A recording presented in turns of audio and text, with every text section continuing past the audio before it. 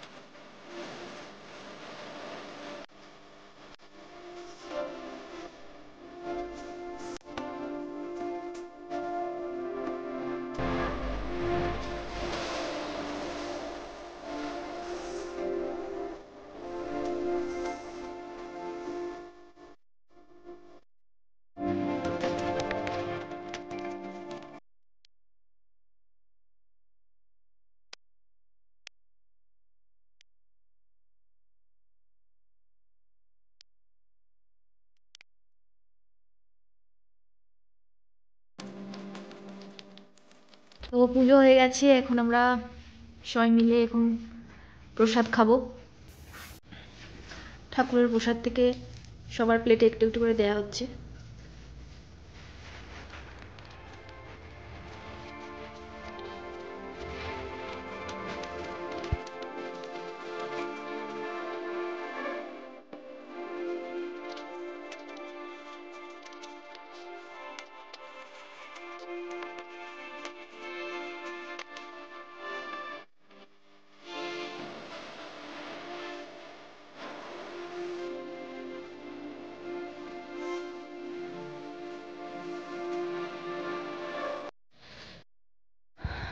তো পাশের দুটো বাড়িতে আমরা একটুখানি প্রসাদ দেব, তো সেই জন্য ডিসপোজাল প্লেটে সমস্ত কিছু সার্ভ করে নেওয়া হচ্ছে।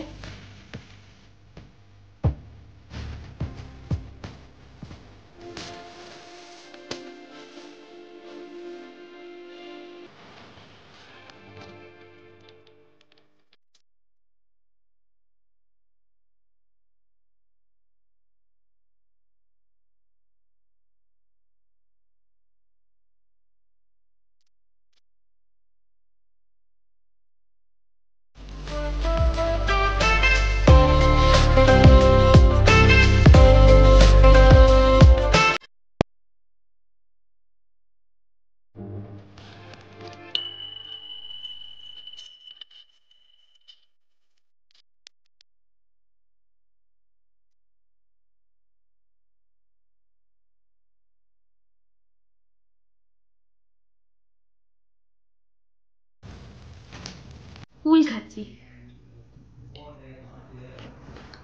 সরস্বতী পুজোর আগে নাকি কুল খেতে নেই, তাই এনে রেখে দিয়েছিলাম, খাইনি কিন্তু। খুব মিষ্টি, সবুজ সবুজ দেখতে, খুব মিষ্টি।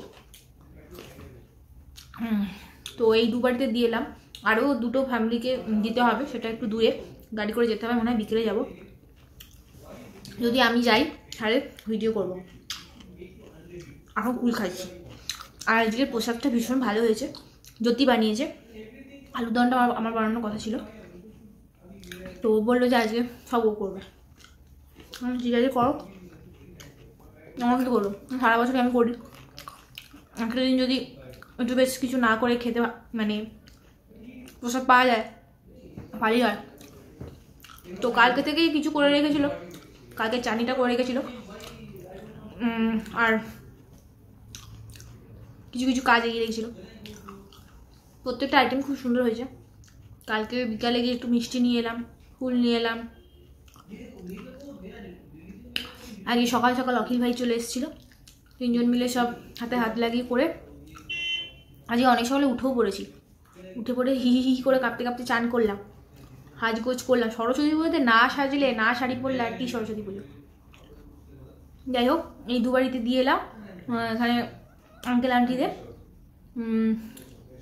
এখানে দুটো ফ্যামিলিকে দিলাম। আর ওর অফিসের কলিগ আছে, ওদেরকে দিয়ে আসতে হবে, কারণ ওদের আজকে অফিস থাকে। আমাদের যেমন শুক্র শনি ছুটি, ওদের শুধু শুক্রবার ছুটি। ওই জন্য ঠিক করেছি গিয়ে দিয়ে আসো, তো দরকার নেই, ঠিক আছে। আবার আসবে, ঝামেলা আছে নাকি কিছু তো জানি না, কার কি প্রবলেম থাকে। তো ঠিক আছে, এখন ভাবছি একটুখানি চেঞ্জ করি। অনেক সকালে উঠেছি, একটু রেস্ট নেবো। আমার থেকে ও বেশি সকালে উঠেছে, ও মনে হয় 6টায় উঠেছে, আমি 6:30 7টায় উঠেছি। তো এখন শাড়িটা চেঞ্জ করে নেবো, শাড়িটা চেঞ্জ করে নর্মাল ড্রেসে থাকবো। সরি, সকাল থেকে না খেয়েছিলাম তো, আর এখন প্রায় 10টা 15 রকম বাজছে। তো তাড়াতাড়ি করে খেয়ে নিলাম, পুজো সেরে তাড়াতাড়ি করে খেয়ে নিলাম। আর এত ভালো লাগলো না, অমৃত লাগলো একদম, মানে খিদেও আছে আর এত সুন্দর খাবার, সব খুব অমৃত লাগলো। তো অখিল ভাইকে জিজ্ঞেস করলাম, অখিল ভাই বলছে খুব ভালো, বাংলা ডিশ তো খুব একটা খায় না, আমাদের এখানেই খায়। তো বলছে তোমাদের প্রত্যেকটা বাঙালি ডিশে একটা অন্যরকম ফ্লেভার আছে, মানে একই রকম নয়। বললাম ঠিক আছে ঠিক আছে। তো আমাকে কেমন লাগছে অবশ্যই তোমরা জানিও। এই হাড়ের কানের একটার গুঁজি পাচ্ছি না, তাই জন্য এই কানেরটা করলাম। জানি না কিরকম অড লাগছে নাকি, জানি না, তোমরা অবশ্যই জানিও। এই হারটা আমার খুব পছন্দের, এটা আমার ননদ আমাকে দিয়েছিল। তো এটার কানের একটা গুঁজি পাচ্ছি না, গুঁজি মানে এক্সট্রা থাকেই, কিন্তু দরকারের সময় কিছু পাওয়া যায় না। It's me. গুড আফটারনুন, এখন বাজছে 6টা, একটু ভালো করে রেস্ট নিয়ে এলাম। তো তারপরে এখন জ্যোতি গেছে ওদের কলিগদের ওই প্রসাদগুলো দিতে, আর আমি গেলাম না, কারণ ওরা সবাই মানে একা একা থাকে, মানে ফ্যামিলি এখানে থাকে না। তো ওই জন্য আমি গিয়ে কি করবো, তাই জন্য আমি আর গেলাম না। তো ও একাই গেছে ওনাদেরকে দিয়ে আসতে, এই কিছু দূর 20 মিনিটের রাস্তা এখান থেকে। তো ওদেরকে দিতে গেল প্রসাদটা। আর তো আমি ভাবছি যে ব্লগটা এখন শেষ করবো, কারণ এখন আর কিছু দেখানোর মতো নেই। সো আজকে খুবই পুচকি একটা ব্লগ করলাম, মানে সরস্বতী পুজোতে ব্লগ করবো না তা তো হয় না, তাই জন্য একটা ছোট্ট ব্লগ তোমাদের জন্য রইলো। তো আলুর দমটা কিন্তু বেশ ভালো হয়েছে, আমি খালি বলতে ইচ্ছে করছি। আর চাটনিটা কালকে বানিয়েছিল, তো চাটনিটা আরও মজে গিয়ে আরও দারুণ লাগছে খেতে। টমেটো চাটনি সবসময় প্রিয়। তো যাই হোক, খাবার বলতে প্রসাদ সবাইকে দিয়ে দেওয়া হয়েছে, একটুখানি খিচুড়ি আছে তো, আর আলুর দমটা বেশ ভালো মতন আছে। তো একটু রুটি ফুটি বানিয়ে নেবো, তো রাতের খাওয়ার হয়ে যাবে। তো আজকে পুরো নিরামিষ, কালকেও আমাদের নিরামিষই খেতে হয়। তো চলো ব্লগটা এখানে শেষ করছি, আশা করছি তোমাদের দেখতে ভালো লেগেছে। যদি ভালো লেগে থাকে লাইক, শেয়ার এন্ড সাবস্ক্রাইব। চলো আবার দেখা হচ্ছে নেক্সট ব্লগে, ততক্ষণের জন্য টাটা।